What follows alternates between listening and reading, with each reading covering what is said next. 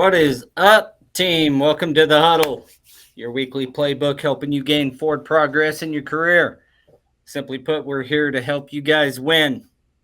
For all our new viewers, welcome to the team.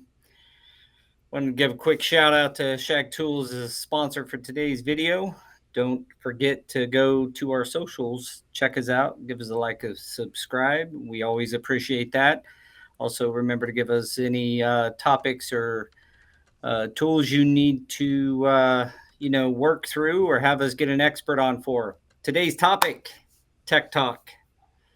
We brought you guys a lot of technology recently, and today's topic is how to kind of leverage digital tools and how they're revolutionizing the flooring industry and actually all the trades. We're here with James Hatfield with LiveSwitch. James, welcome to the Huddle, sir. Paul, thanks for having me. I'm excited to be here with you guys. Yeah, awesome. As always, Mr. Daniel and Jose Gonzalez are in the house. And before I get going, I wanted to say all of our wishes and prayers. We have a friend that's struggling. Daniel, you said you have an update. I'm gonna pop up a QR code in a little bit after I get it set up. So, as many of you know, they're gonna do Dan Churchill. they're gonna do a raffle. So I'm trying to get everything together so I can pop that up. And they just said that everyone does like the GoFundMe's and stuff, and now they're just like, at least if you're gonna be spending some money on something, at least you try and get something back, whether or not you need the tools. It's neither here nor there. Raffle them off again, do whatever you got to do, but at least you're getting something. Yeah.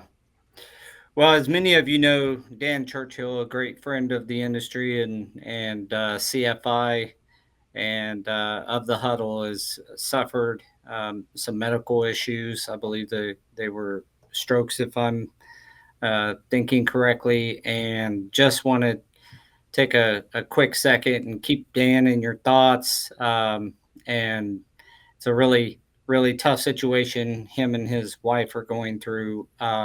So keep Denise in your thoughts and in your prayers, and Dan as well. So hate to start these off somber, but Dan is a really good friend, and I hope he has a good road to recovery. So with that, we are going to get going here. I thought a great place to start, James, is give you just some time to tell us a little bit about you. It sounds like you were a tradesman, turned technology guy. I can really resonate with that. I was a flooring guy, and I own a flooring company, and I started a tech company about 5 years ago, and that's been a heck of a journey. But when we've talked about technology a lot. I did a speech at our last convention about how AI can impact a lot of things, taking that center 80% of busy work that a lot of us do as tradesmen. Whether you have a flooring store or you're an installer, there's this 80% of stuff that you really don't want to do. You just kind of want to sell and then take care of the customer and then collect some money for that service. And I think you're a big part of this center 80% that's getting taken over by technology. Oh yeah, definitely. I want to make AI practical and tactical for the trades. AI for the rest of us is what I coin it, because you hear all this AI stuff, and I'm like, yeah, I mean, I guess that's cool, and it can be, but it also kind of sounds like magic beans at times too. So I want to make it real. Like, where's it really going to help me in my business, and where's it going to help my team? Otherwise, it's just another thing I got to learn. I ain't got time for that. So, that we'll talk a little about AI today, though, and kind of bring the plane in for a landing on that. Nice. Yeah, so making AI practical and tactical, I think you just said. I like that one. Yeah. A lot of the trades, whether you're in landscaping or flooring or painting or whatever, they're out doing their thing.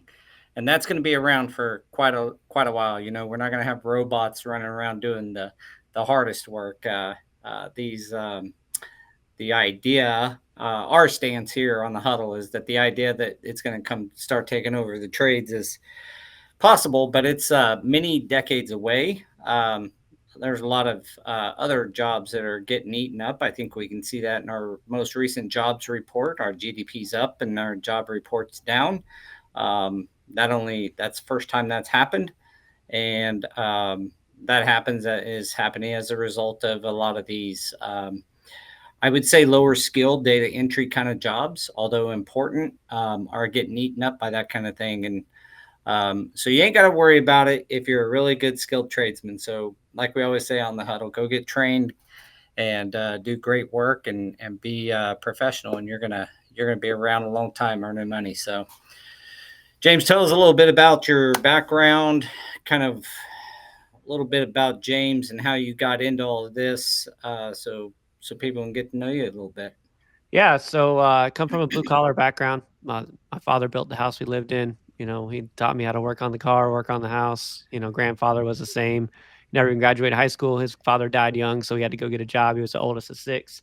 And big dream for me, for my family, is to go and own and operate a painting company, which is what I did. I knew how to paint a house head to toe, and now I could make a business out of it and feed my family with it. And that's what I did. Hired multiple crews, did commercial, residential painting, resulted also in a power washing company because a house, you got to power wash it. So that was good margin money as well. And the only reason I ever changed, I actually never thought I would, because I loved it. I love running my own company. I love being an entrepreneur. I love putting people to work, paying salaries, making sure people are eating, and, really contributing to my community. I always felt a sense of pride that I wasn't selling crack to kids, and that I was out there really trying to make a name for myself and do it the right way. And Oh I yeah, could pride sleep. was adults. That's right. Only adults. Only adults, never the kids, looking out for our community. No, I mean, I didn't want to do that. I didn't feel good about it. And I thought the way that I could better my community was through the trades, and I did. And the only time I felt like I couldn't handle it, because I think a lot of us, we became accidental business owners. You know what I mean? Like, I'm good at paying the house, and oh, dang it, now I've got to make sure payroll is made. And so I'd go to my bookkeeper because I didn't know how to do all that stuff. And they would really, I was telling you guys earlier, they'd speak English to me, and I'm like, I don't understand a word coming out of your mouth. And I didn't like that. I didn't want someone to like take advantage of me because I didn't know. And so I was like, I'm going to go to business school while I run my company. So that's what I did. That way I could be ready to rock. And plus, I thought if I could get an arm on my books, I could watch not only my teams, my quality of work, but I could definitely make it better. Nothing like a better margin or growing my revenue, or maybe eventually selling the company. So as I was doing that, I met a guy. He owned landscaping companies, laundromat companies, and he was doing the same thing. And he was a kind of a whiz kid. And so he created this technology way before AI that could analyze your income statement and balance sheet, and you could run it through it, and it would tell you in plain language what that meant. And I was like, that is my problem. I love that. And he's like, well, do you think you could sell it? I'm like, I don't know. I mean, I've gone door to door when we didn't have jobs the next week during the weekend. Like, I got bills to pay. I'd hit the street. So I'm like, how different could it be? And we took that company from nothing to Inc. 500. We were one of the fastest growing companies in the country for 3 years. And then we became and sold it to KKR, and it's a multi-billion-dollar company that's still around today. So that kind of worked out. Getting off, Yeah, it got me off the sounds ladder. like it. It worked out a little bit, I would say. Yeah. Yeah, it worked out really well, actually. So this piece of technology this gentleman put together would read an income statement and give you, when we say layman's terms, I mean, most of us, what you were talking about earlier, are just that. We're technical, we're technicians. We do the thing, and so we think, with these let's guys right here. yeah, let's go start a thing that does the thing. I was a flooring installer. I went and started a flooring company when, we all have our stories as to why, but, you don't have all the other soft skills or even, accounting skills that are needed. And this sounds like it would just take give you a simple format in return off your balance sheet and income statement. That's right. That's right. It just tells you what I couldn't do, it was doing for me. Right. And so from that, we collected all this private company data, and then the bank started using it to lend against, and the rest is history. I mean, it worked out great. Sold that company, got into philanthropy, started doing inmates to entrepreneurs, taking incarcerated men and women through our programs. We go in the jails, we teach. We love seeing second chances. We even hire folks in our current company for that. Tons of great stories, so much so that it became an ABC television show called Free Enterprise. And I can't believe that my business partner is a movie star or whatever, a TV star. I'm like, you gotta be kidding me. Like, but anyway, he is, and it's great. And we graduate so many folks. I can't even go to the graduations anymore. It just kind of chokes me up because of what people have been through justice issues and things like that. But it's a lot of ways it's been really cool. But we were feeling too young to hang our boots up, but we didn't want to start from scratch, and we had a little bit of capital this time, so we went and bought a company, and we took that company. We bought it 5 years ago, and that's where we are today with LiveSwitch. We'll walk all through that, I'm sure. But we were ready to give it another go, and we ended up back in the trades again, which I just think it's home for us. Like, I think we're supposed to be in the trades because that's where we come from, and I really feel like I'm more with my people now compared to where I was with other stuff we were doing in the tech company. Like, we did the Super Bowl the last 3 years. Like, if you go to an MLB ballpark and scan a QR code and they put you on the Jumbotron, we did that. Like, during the COVID, when the NBA had the bubble, WWE wrestling had all the virtual fans, we powered all that stuff. So that's really cool. And I enjoyed being behind the scenes in a lot of the sports events. But, that still didn't get me with my people.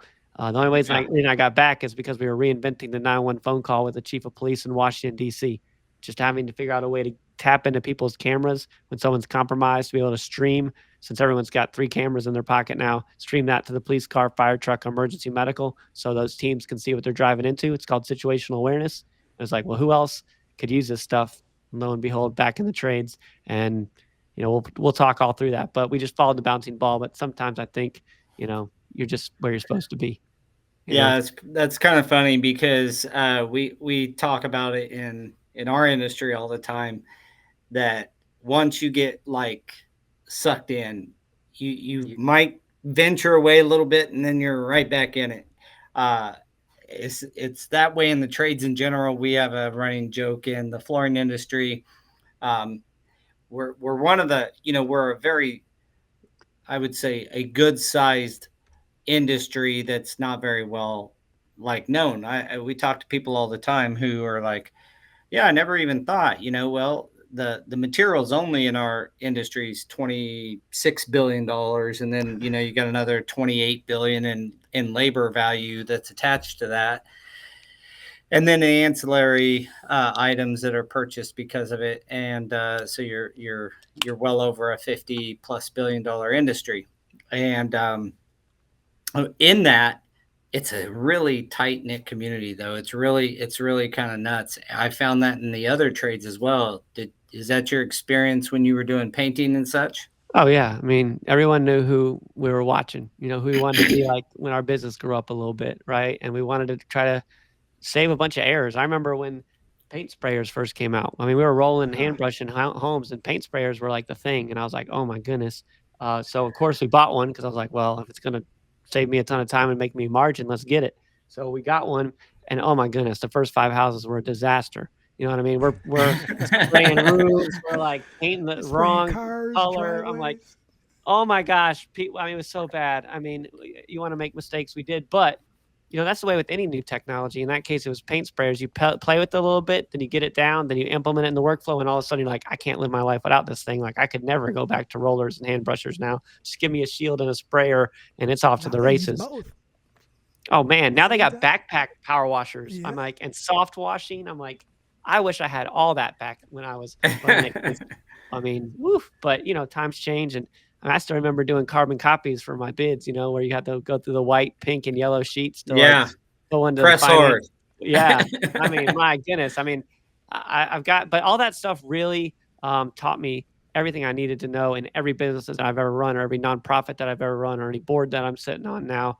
All of those skills really have helped me become who I am today. And I'm so grateful. And that's just where I came from. I can always just remember my young self looking at a mower or looking at a power washer or looking at the tools and saying like, man, I can make a living off that. I can go, and I know I can learn the job. I can do the job. I can teach it to others. And I always just saw opportunity, not, that's what I just saw. I just saw business, and I love entrepreneurship, and that's what we live and breathe every day, which is why we started our nonprofits, because we just love it. Always half full. I love that, man. Absolutely. Yeah. So, as I was saying earlier, this, the spray, your paint sprayers and yours, in the painting industry and ours, it's, uh, uh, just even tile saws and how they've evolved over the time and tile breaker boards and stuff, have really changed our industry as well as like, we talk about all the tools of the trade on here a lot, but that's shortening that installation time frame, your efficiencies, so to speak, on a project. What I think that technology is doing, as I stated earlier, is really getting rid of that middle stuff that none of us want or have time to do. Um, for example, in commercial side of the world, you're always dealing with submittals, and then you get in the submittals back, and you've got ordering materials and tracking materials and all this stuff. Well, that part, my company right now, we're working on some narrow agents to just do one job, treat it like an employee, build it out, and have it do one job. And that's what my speech was kind of around at the last convention, was just getting rid of that 80%, how it's starting to go away. And it sounds like LiveSwitch does, participates in that and will be a big player in this evolution of Well, that sounds allowing, really I nice think, too. building building relationships on the front side and on the backside, and then just doing really good work. If we can focus on that and get rid of this middle stuff, I think first off, it's the more enjoyable parts. And secondly, if you're, whether you're a people person or not, we all like to see our clients smile. So the reward is there for that.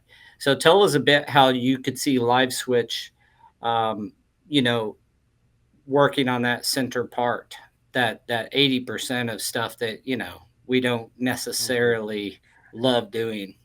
Yeah, well, a lot of different things. You mean you don't love entering all your notes and information in your CRM? You mean you can't get your guys to do that after every job? I'm so shocked. My guys hate that stuff.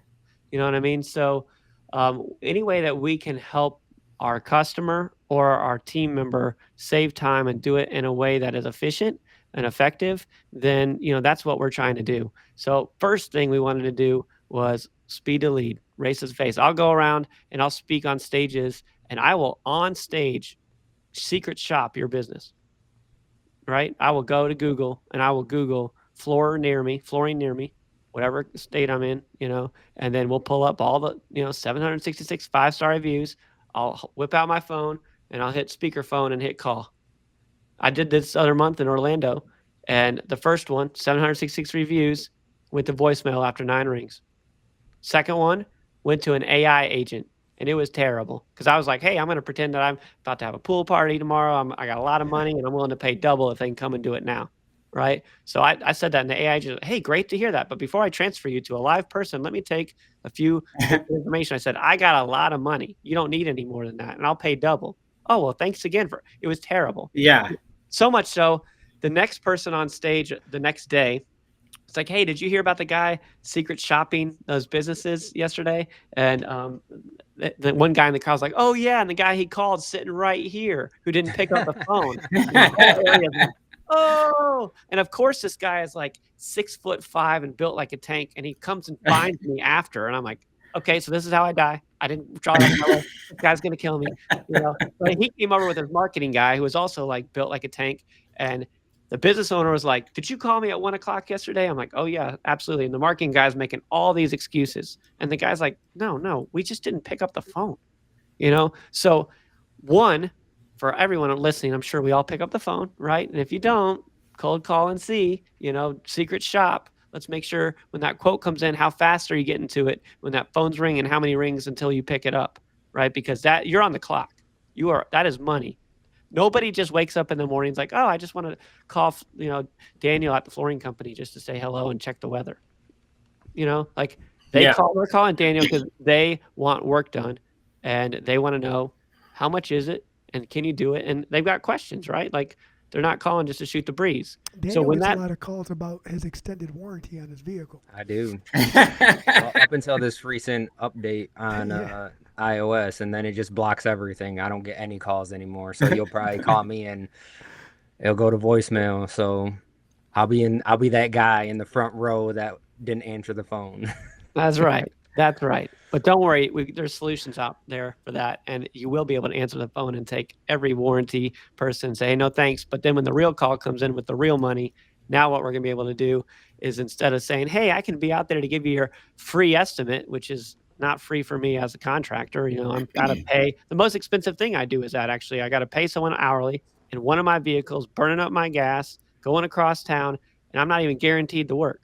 I mean, we close a lot, but I didn't close 100% and nobody does. Right. Then you got the people that are tire kickers who have no business calling you because they're like, how much is it? No, I'll just get 2 pizza boxes and all my boys, and we're going to get over there and do the flooring. Right. So we never happened to you guys. Right.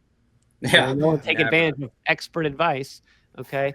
But so what we're trying to do and what we do every day now, and we've been doing it for years, is when that call comes in, now you can send a text message. There's no app. Remember the 911 phone call. The customer or future customer can now just all they have to do is tap a text. That's it.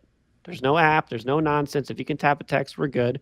And then you're live on video with your estimator or with the owner, whoever answers the phone. And now you can, connect because the face closes. Even if mine isn't that pretty, it still has a higher close rate than just a phone alone or chatting on it. It doesn't. I always ask, like, whose chat robot closes all their... None. No, nobody. It doesn't happen. Who's blind bidding? You might do some discovery, like how much do you have set aside when you want to do this, and that might rule somebody out. But if you can see them and they can see you, and now you can see the job, you're going to get a lot of information as a contractor. You're going to see their home, right? You're going to see if they're serious. They're going to see you to build trust. And then you're going to have 3 kinds of customers. The first kind of customer who's a tire kicker, who you are not going to see, and you just saved your time. Like, that is not somebody. So we're going to rule them out. Second person, thank you, Amazon. I bet all you guys are Prime members, right? Or everyone listening. Oh, yeah. We're all Prime members. You don't have to be a Prime member. You actually don't even need to pay for Prime. The only reason we do it is because we don't want to wait for our boxes in 2 weeks. We want our boxes not in 2 days. We want them in 2 hours. Yeah. We are no different as contractors. Nobody wants to wait around for you to come and show up on the property and get their kids there or come from work, or it's kind of inconvenient. Right? So sometimes we forget what our customers go through day to day. But if they're calling, now show me. All right, now you can see it. And those Amazon Prime type customers, they might already have the money. They might have already done AI review on you. They might have done a Google search on you. They may be a referral. They already know how much you're going to cost because they probably even put it through AI. And they're kind of in the ballpark. And you've probably seen, if it's a small job, you've probably bid that in your sleep. We could wake Jose up in the middle of the night. And he's like, yep, that's a $2,000 job. That's $4,000. Yeah, you've seen it, right? So that's that bucket. So you're going to, when you close your first deal virtually, if you haven't already, you're going to get addicted to it. And your customers are going to be like, why isn't it? I'm telling your customers, why isn't everyone doing this? Well, here we are. We're here now. So the middle layer, the last one, second bucket, is the customers that have the money and are worth you driving out for. Maybe it's a larger job or more complicated job or custom job. Now you know they're worth it. And they've seen you. So hopefully, I got to get 3 more bids and we got to go around the dinner table and I got to ask everyone in my family before we, those types too. Oh my goodness, we all hate those.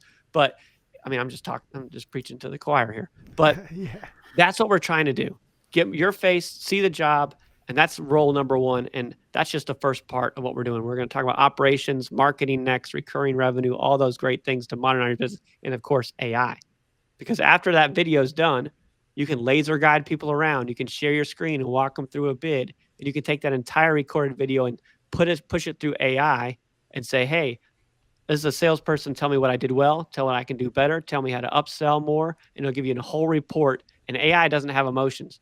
So it will slap your people around in a good way. Because when you're good, you want to get better, I think. Right? So AI will help that. Yeah. Most, unless you're just kind of lazy. But whatever. And then the other piece is, hey, run it for pre-existing damage. Because you've never had a customer go and you do a beautiful floor and like, oh, well, these marks on the wall, your guys put that on there. And now you got to clean that up. And you're like, let me check the instant replay. I wasn't even on your property, and the marks were there. It happened to me all the time when I painted. Hey, you dinged up my gutters. No, you just hadn't looked at your gutters for 5 years because your house looked terrible until now it looks like it's shining like a diamond, right? Yeah, we get that quite a bit in our we'll go in, replace carpet or tile, and all of a sudden the ding on the front of the cabinet was, and the way we battled it before is, you rely on a human to take the picture and throw it, record that and make sure that the the homeowner knows later. But like, if your guy forgets or misses something, like that's a heck, that tool by itself is a great great archive to have in those instances. Absolutely. And then it's keeping everybody accountable, not just the team, but the customer, right? Because you've never had a team member who got a sale who sells world peace, right? Where the Yeah. technicians go and they're like, we did what for what and how much? Like, no. Or the customer's like, oh, well, you're already carpeting the living room. Your sales guy said they'd be happy to carpet the dining room as well at no extra charge. Like, well, let me check my instant replay. We're happy to carpet the dining room, but it's not in this bid. You know what I mean? Dumb question for you. Of course. The video you talked about as far as grading the salesperson, can that video be ran through AI and then be turned into a work order if you are awarded a project? Yeah, you can turn it into anything you want. Oh, and I want it in Spanish, or I want it in German, or I want it in French, or hey, examine it for Well, pre-existing Daniel doesn't damage. speak Spanish, so we'll leave it. So walk us through a typical, say, a painting call. I think we're all curious of how you would use something like this in the real world. Obviously, you gave us the example of, the homeowner calls in. It's I'm familiar with this type of technology where it's a text message that they click on, enter their name, and it's a two-way video. I'm assuming you can do some marking on the video, that kind of thing.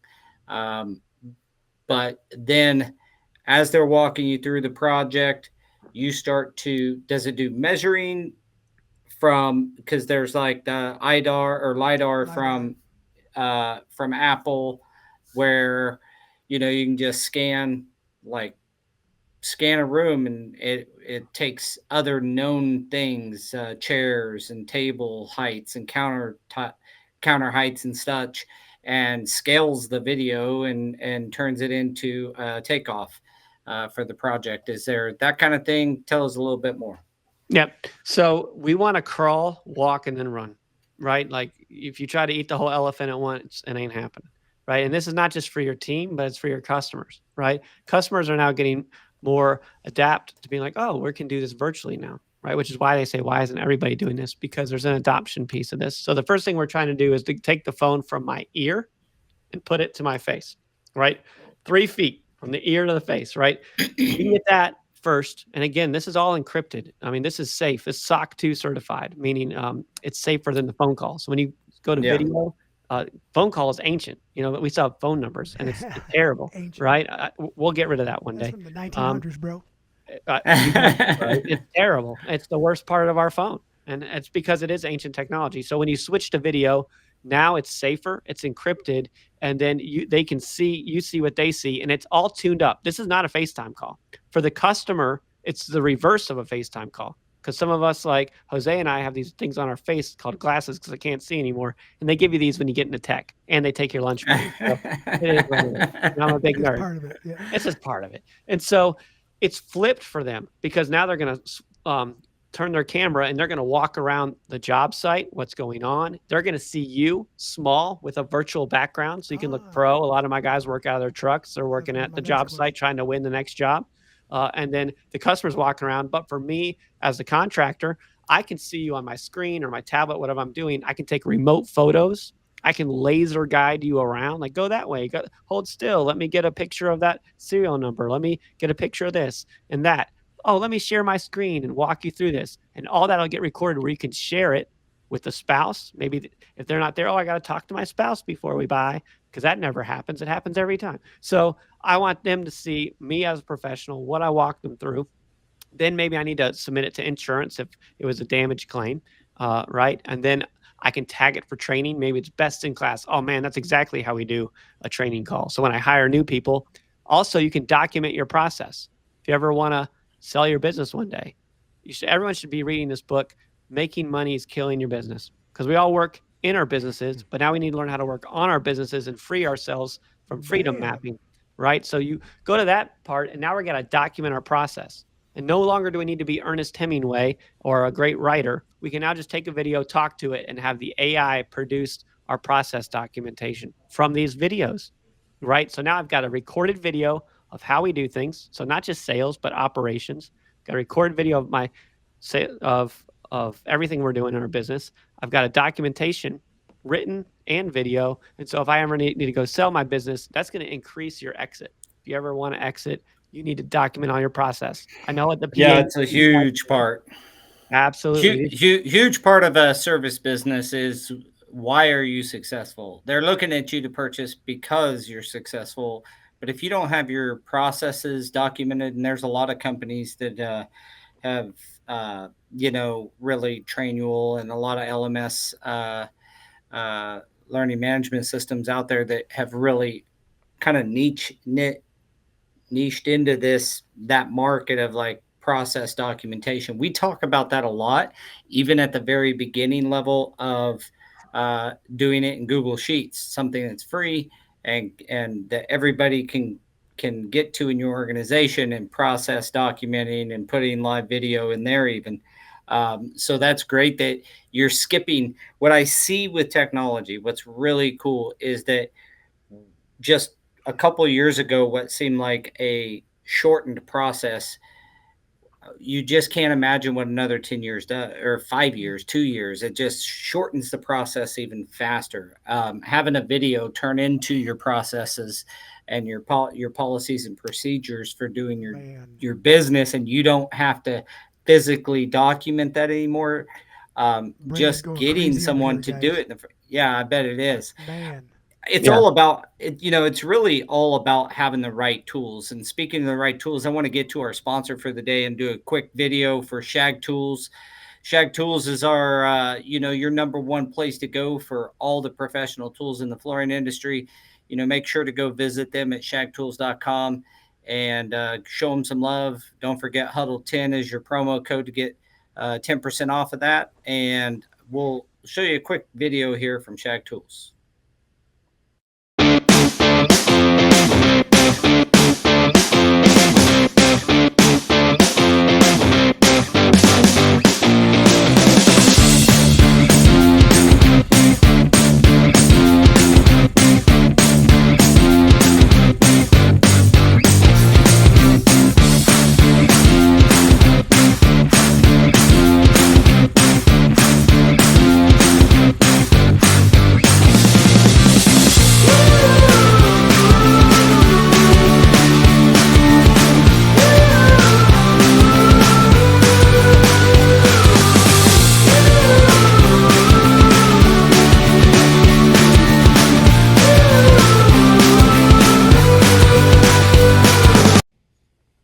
All right. Thank you, Shag Tools, for sponsoring today's episode. Like I said, it's all about having the right tools, and James is here talking a little bit about LiveSwitch and really on a broader perspective, how the tradesman can, how we can really leverage technology. It doesn't have to be scary. He said tactical and practical. I love that language. So we're going to continue the good conversation we got going here. So once we talked about the video and how we can turn in processes and procedures. Tell me about how you've experienced, or how some of your clients have experienced, like, a tradesman wanting to get a job. They do the video.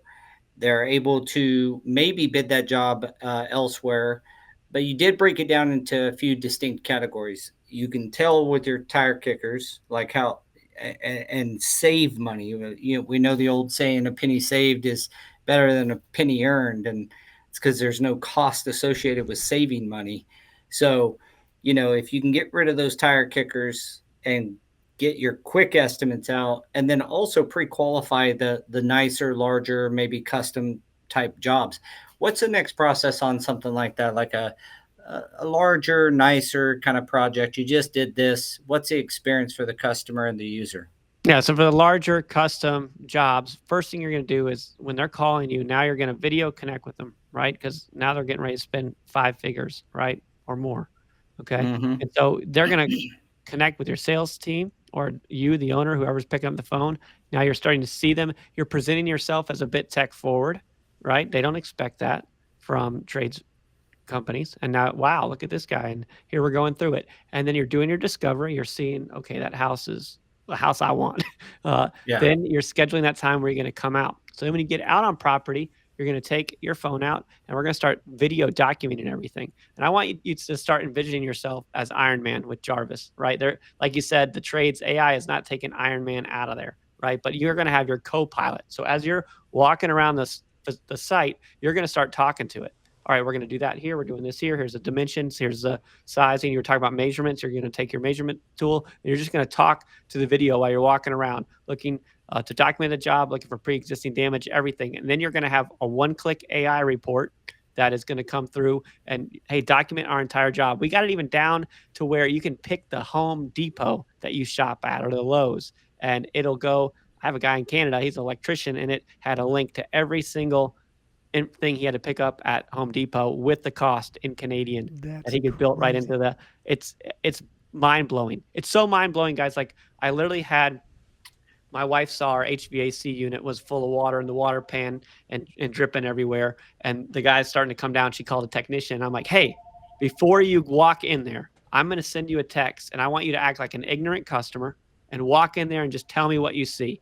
And in 30 seconds, this guy had a really thick Southern country accent. He's like, well, there's water in the water pan. It's dripping. There's condensation on the line. He was in my basement on a cellular signal taking a video. We ran it through diagnose the HVAC. The report came out, said, hey, this is very common. In fact, most likely because of the condensation and the water pan full of water, that you've got algae in your drain line. Just go and clear the drain line. He goes over to the drain line, opens the drain line up, algae's flying everywhere, drains everything. And he looks at me, he's like, can I buy stock in your company? Because it was that mind blowing. We had a restoration guy come through and he's talking to it. Like I was telling you, he's talking to it. He's like, I see surface mold. I see this, I see that. And it put together the AI in one click, put together an entire remediation plan, what safety gear he needed to wear, what equipment he needed to leave, and then everything, boom, all documented. He could hit the copy, paste button, and boom. Think of it as a sidekick. He was needed as the expert to speak because the AI is looking at the video, it's looking at the photos, and it's listening to all the audio, and it's taking all of his expertise, and it's like your wingman where he's coming in, and now he's got a full report that he can build into his proposals and contracts and documentation and process. Does it happen to factor in like local, like we live in Kent County, right? So some of our hospitals have some standards that aren't typical of someone in Ottawa County. Does it factor in any of the local guidelines or anything like that? All you have to do is tell it. And then put it in your prompt. Tell them where you're located, where your jobs are. Man. And this is big AI, guys. This is not, I mean, we're building the same platforms as Netflix and all the others. So you're able to leverage the power of live video, which is why you don't see that in any platform, why we're going under the hood and you'll see us under the hood. We're already under the service site and then Jobber and all the rest, right? Where you can just launch these things right through the platform you're already at. Just click a button and go. Right. Our whole thing is one-click solutions. I like starting my truck with one push button. I like starting my paint sprayer with one pull. And I like tools that get the job done simply. Everyone says, oh, the contractors are like the knuckle draggers of technology. I'm like, no, they're not. Here's the problem we got is that we got a bunch of, and I make fun of my computer scientists. I'm like, y'all got a bunch of soft hands. Y'all ain't never spent a day on a ladder. Right. And I got a coder who's never done what I've done coding for me. And you know what engineers like to do? Over engineer stuff, right? So they want to put all this fancy pants stuff in there where I got to take 2 months of training just to learn how to use it. And my team has no patience for that, right? So anytime I can do a solution that's one click for my customer or one click for my team and does a good job, then I'm in for it, right? So go ahead. we have a question right here from Rollin. He says that he likes what you're saying, but his question is how would you see underlying concerns without going into the home? And I think that's more because we are flooring based, right? So you can there's a feel when you're walking through spaces, and you can feel, oh, it's spongy over here, it's spongy over there. I can see some kind of water damage over here. So how does that factor in? Right. So in some cases, you do need to go out, right? And you're going to have your sidekick and you're going to have your video. I'm feeling some sponginess. I'm seeing some of this, and it's Yep. documented. But give your remote tool a chance. Like, you're going to be blown away because it can see in the photos where you might even miss it, where it might even see water damage. You can submit photos of the work and have AI review that photo for water damage for these pieces. Can it get everything 100% of the time? No. But if it can get you 90% of the way there, just like when you send a guy out there, they're probably missing 5-10% things you didn't see before you rip that flooring up. So even when we go on property, we don't catch everything. We try to. We're pros. We're the best in the breed around the country. But you're gonna let the customer know, hey, we're doing this all virtually. I need to bid it as I bid this. When we get on property, know that if we pull some things back, I might have to do a change order, and I'll show you that, and we'll document that. So when we pull stuff back, we see surprises, right? When I roll over the rock, there might be some roaches coming out, right? So you might not even see that when you get on property. So you got to Well, have. one of the things that comes to mind is not that it's going to solve the problem for you, but it does document. One of the like in our business, it's like, well, I thought I told you that we were going to do that or this or the other. It happens in commercial a lot. Like, well, we had a phone conversation and you were going to put some tile on, or your estimator told me he's going to put some tile on this back wall even though it's not on the drawings. And I'm like, we always go back to our bid and we're like, well, it's pretty clear what we have included and what we have excluded. When you boil that down to a retail kind of interaction, this is well, not only did I not see that during the first virtual kind of meeting, but also as I documented while I was going, there was no indication about it. um, and so that's why it's not included, Miss Smith, and why I do deserve a change order for this additional work. It is additional work. um, of course, you'll never get away from, well, if I would have known that, I wouldn't have done the job, kind of thing. I don't know that you can ever get away from that. So I hope that answers your question, Roland. I don't think you're going to ever necessarily be able to get that whole get the whole picture. You can get it on the easier jobs, probably your backsplashes, or hey, I just need some new carpet in this single living room kind of thing. um, but you can see what kind of furniture you're getting into, what kind of bookshelves and that kind of stuff. So I see value there. One of the guys also asks here, James, what about the flatness of the floor? So could you um, do you train this ahead of time, or does it train as it goes, as far as like, hey, I want you to notice if there's any elevation change between the ceiling line and the floor line or something of that nature? It's got to have something to compare to. Right. And, I want everyone to look at this as a 1-2 punch. Like, when in doubt, drive out. Right. We're trying to get rid of those tire kickers. Some of the small jobs where you're just replacing a section of the floor, like, it costs you more to drive out and drive back than just drive out and do the job. Right. So we're going to go and nail those small jobs, right? That you're trying to fit in between. Like, yeah, I guess I'll try to schedule in between here if I'm out in the neighborhood again, because it's just the margin isn't enough. But if you could just drive out and do it, you'll get it. It's that middle layer that I think Doyle's talking about, and I agree with him, where it's like, hey, I've done virtually, I've looked at the stuff, I've connected with the customer, I see they have money, I need to drive out and check out for the flatness, I need to check out for the It's a moisture condition. pre-qualification. Exactly. This is what you're doing is you're eliminating. You can do 10 of these at your desk in the same amount of time. You could do 1 or 2 in a day or two, right? I mean, technology is going to come a long way. I see thermal imaging coming in for moisture and all that in the future. There's a lot of different things that could happen in the future, but I see the benefit to saving a lot of time. Man, this sure does beat the little form that I made for people to fill out to eliminate them. because he followed that up with, we can still take the concept out that you don't have to pre-qualify the property for the type of flooring they want through testing such as moisture meters and out of flatness conditions. And I think it's kind of that pre-qualifying and getting in there and getting it something accepted right away, and then going in there and saying, hey, by the way, you also have this, because I see that a lot on the commercial side when you're doing bids, right? Because it's everyone wants to bid the same thing, but then once you got that contract, it's, hey, these things need to be addressed before we can continue. Well, and let's not forget the point that James made earlier about person to person.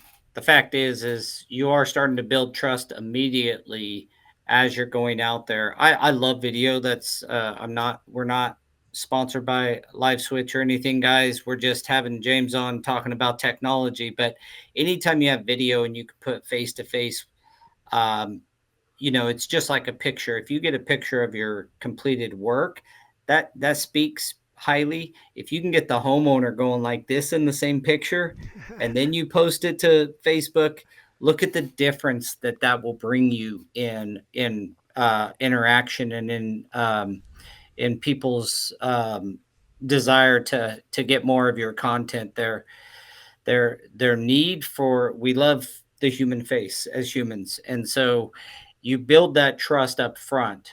And uh, from a technology standpoint, it's clear that LiveSwitch has some technology differences. But if you even interacted this way with your client in some other video format, it's going to benefit you than just going out seeing, and the first time you see them is when you knock at their door, and the first time that you see their property is when you open the door. So I think it's about really flattening that curve out, and not that there's still not a curve, it's just flattening it out a bit. That's how I kind of view it.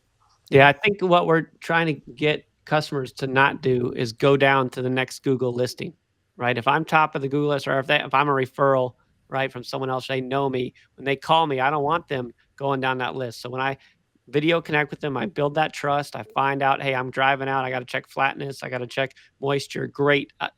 Now I'm already more committed to them, right? And in addition, what we're trying to do is have them not Google at all. So how do we do that?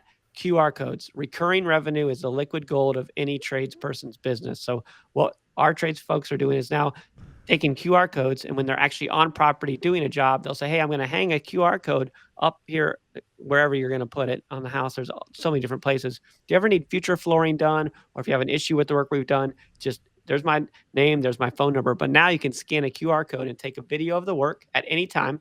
A person doesn't even have to be on the other end and saying, look, you guys did a great job, in my garage. Now I'd like my kitchen to get done. Here's the kitchen. Here's everything we're doing. And now you're getting pinged. You can run that through AI. And then when you call back, you're armed with them not going to Google. I want them to think, oh, this is my flooring person. So maybe a new tenant moves in, maybe a new resident, maybe a new business owner. Oh, I guess this is who does our carpeting in the office. Yes, right. I got my roof redone 2 years ago, and my neighbors are like, oh, that's a great roof. Who did it?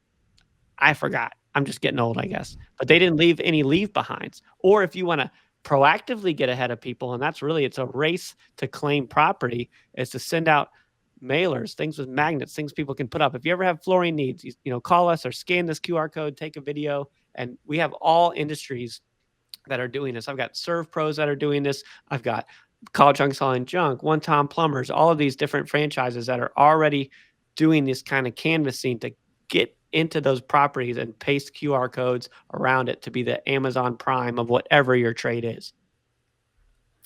Yeah. And, one of the most important questions is, can you make Rollin look younger? So Rollin's been in the flooring business for 182 years. Oh, that's Yeah. pretty funny, Rollin. Yeah, I look at, like, when Doyle's talking about the moisture and the recommendations you have when you build, if you're on the other side of the video and you've already built some trust and already positioned yourself as the industry expert, then your recommendations when you come on site are much better perceived and better received by the user, by the homeowner. I do this with in the commercial world. I do like speeches with architectural firms on the chemistry of flooring, and I do all that. Well, the next time I get a call from someone, they're like, "Hey, I seen you up there speaking." If you can align yourself with being the industry expert, and you do that by having what a lot of tradespeople don't have is a piece of technology and kind of get you out ahead and and flatten that curve. Well, you're setting yourself up for better success. So yeah, it's pretty cool. Yeah, I mean, at the end of the day, and I understand technology is great and all these things, but once you start dabbling with AI and you can actually see what it can do to be your co-pilot, your customers are doing it too. They're going into these big AI. They're doing this stuff. The average customer is going to be becoming a lot more educated because of these things. So what's the differentiator? If everyone's got the same data, if everyone's got the same remediation plan, the only difference is going to be the people. Right? So that Mhm. human connection. Who do you trust? I got all the data. I know how to do it. I even have the AI report if I wanted to do it myself. Right? I don't.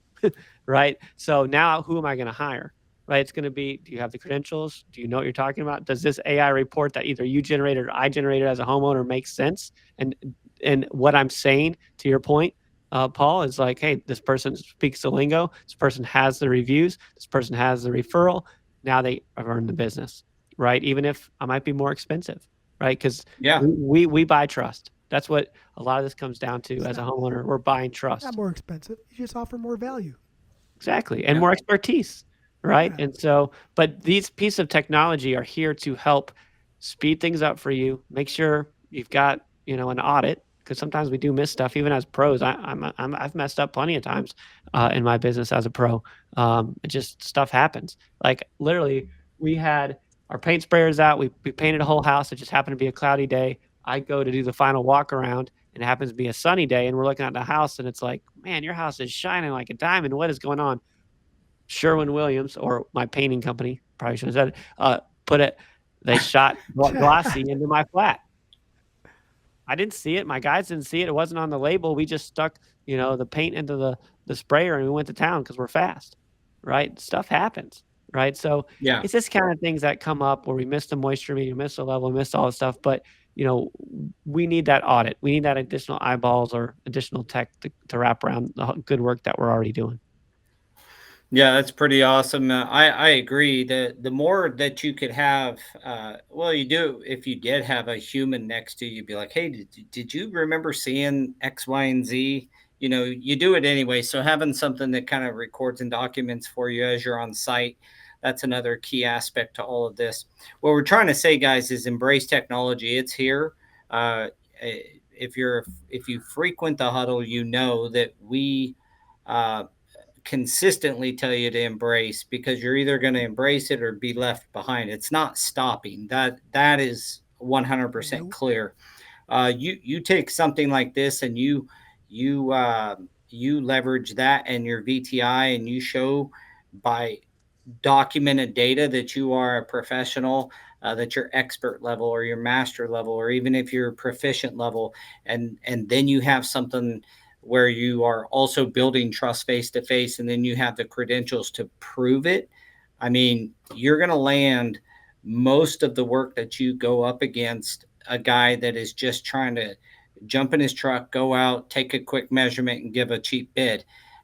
You may be more expensive, but your credentials and the experience that you deliver to your customer, those two things are the two things that you have to leverage to set yourself apart. Those are the differentiators. How the experience you deliver to your customer, both at the very beginning of the sales cycle to the end of the project and close out, and the your credentials, who you are, and what you have, what you can prove from a experience and expertise level. Those are the things that you have control over. And this is just going to allow you to showcase those things even further. We do And the have a thing that couple more comments. I just want to interrupt just real quick because I am going to throw this QR code up for Dan and Denise. There is quite a bit of stuff to be raffled off. So what's on there right now is valued at $6,500, and it's $20 a ticket. So you guys make sure you show up Go for Dan support and our Denise. friends. Yeah, support these guys, and $20 will go a long way, and you get some cool stuff. I did want to get this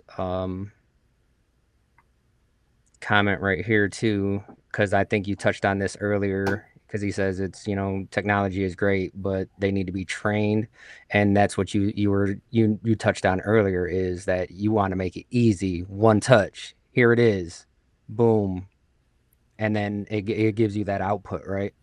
That's right. And there's a key piece of that language there, need to be trained. How are you training? What are you training on? Right now, as maybe your senior technician can go in with their camera and talk about all the work they're doing, and it can document it, show the video. So when I do train my future technicians or future people, this is how we start to get out of our business, right? When you're ready to sell, if you're the key man of your business, the value of your business goes down, right? So if you can show all the process, if you can remove yourself from the business, that value goes up. So being able to document that training, have that training, it's coming from this. As much as we want to sit there and type away all of our processes, we don't, right? Like we do need checklists, we do need things to follow, but who creates that checklist? Where is that coming from? Are we enhancing that as things change, as new materials are coming in, as new processes are happening? How is that happening? You can now simplify all of that. Again, I don't want Yeah, people because that's doing what his next comment was. You need a checklist, and that's just something that you have to enter in there, and is constantly evolving, right? Absolutely. And this is the audit trail of what we do. And I want people to not fear AI. And no one's going to say that, right? It'll come up in different ways. But a lot of times we just avoid technology because we don't want to learn it. I don't want the next thing. And if it ain't broke, don't fix it. You know what I mean? Like we kind of that way. So I always tell folks, if you haven't really interacted with AI, that's okay.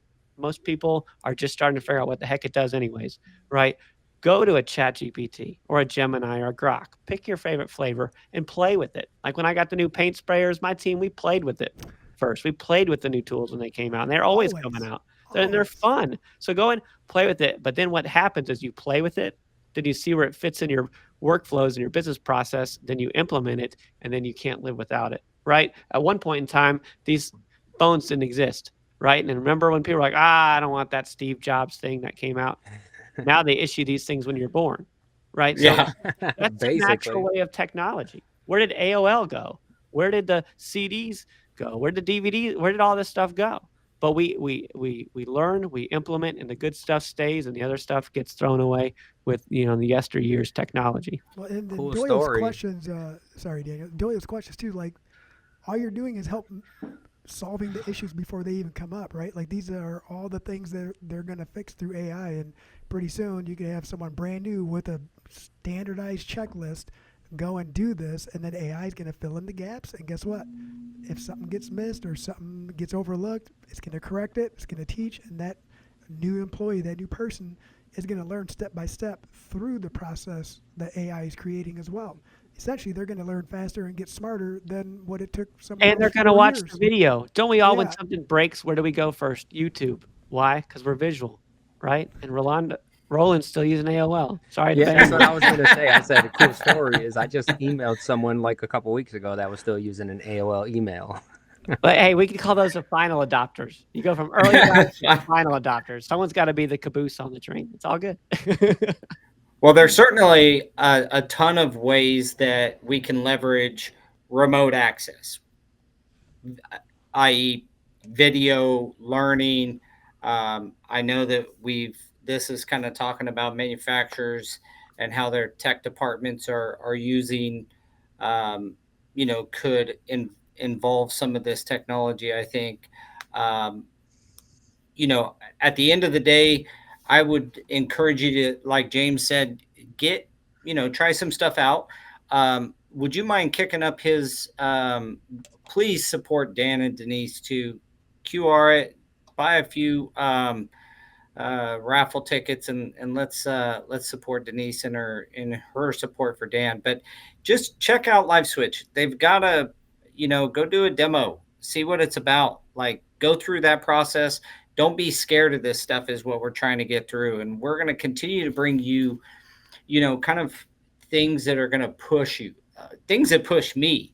And if it pushes me and I feel like it's something Mm-hmm. of value, we want to kind of bring that to the forefront and continue to push our community to, maybe step out a little bit, get some more experience, and then provide a better experience to our The customers. At the website's end of the pretty day, clean that's what too. it's about. I got several tabs open on different parts of the website right now. It's pretty clean and easy to navigate. I will say that it made it really simple.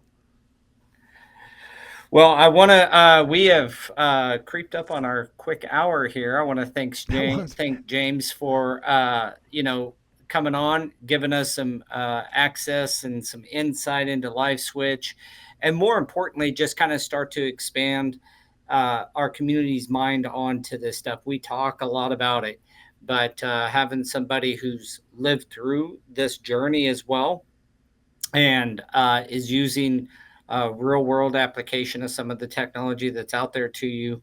I know Roland has a store, and being able to pre-qualify a customer for him would be like key, right? I mean, why go out if it's a tire kicker, and why go out if it's a job you don't want to do because it's not in your wheelhouse, it's too small or whatever. So check out LiveSwitch. Go give it do a demo, see what it's about, and check them out. I want to thank James again.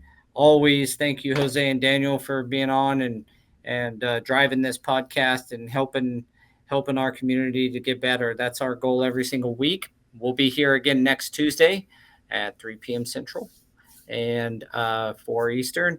And yeah, we look forward to everybody giving it a shot. James, thank you so much for Yeah, joining us James, today. Yeah, thanks, man. Yeah, And thanks for having me, guys. anything I to close it appreciate it. out? Yeah, Yeah. with the raffle you guys got going, you can add a LiveSwitch license in there if you want. I'd be happy to give a winner a free year of the software. No problem. I mean, Awesome. at least a minimum We of $2 definitely grand. appreciate Uh, that. I think right now, with what they have right now, they packaged that up, and I think they also have more stuff that's coming in. So we may end up doing another package as well. So that way, we definitely appreciate that, and we'll put that in there. Yeah, anything we can do Yeah. is support. And the best thing that people can do is support, not only help Dan with what he's going through. I mean, God forbid, if that was our number that got called, we all go through it. That's human experience, right? But I also want to encourage everyone listening to not be a dead end. And what's a dead end? A person who doesn't share about what they're learning. I don't think Paul, Daniel, or Jose are making millions doing this show. I'm sure they're doing it because they care about their industry. They care about you who are listening. And if you can just share, whether this episode, another episode, doesn't matter to me. Just share the show, pay it forward. Don't be a dead end. Be a real show someone in your company. Share it on your socials. They didn't ask me to say that stuff, but I'm always appreciative of people in the trades putting themselves out there to teach and coach and help us all get better. So Jose, Paul, Daniel, thank you so much for what you're doing for our Thanks, industry. brother. Oh, thanks, James. Appreciate Appreciate you. All right, guys. Adios. We'll see you guys next week. Thank you, everyone.